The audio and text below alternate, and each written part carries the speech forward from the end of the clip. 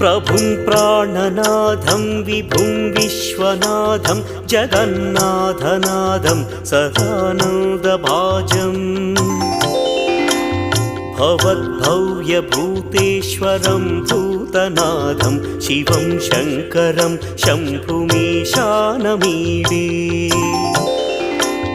गणेरुण्डमालं तनौ सर्पजालं महाकालकालं गणेशादिपालम्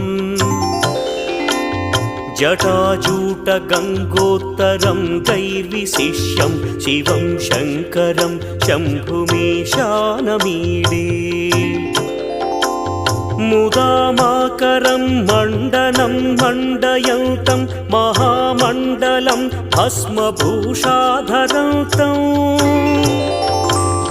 अनादिं ह्यपारं महामोहमा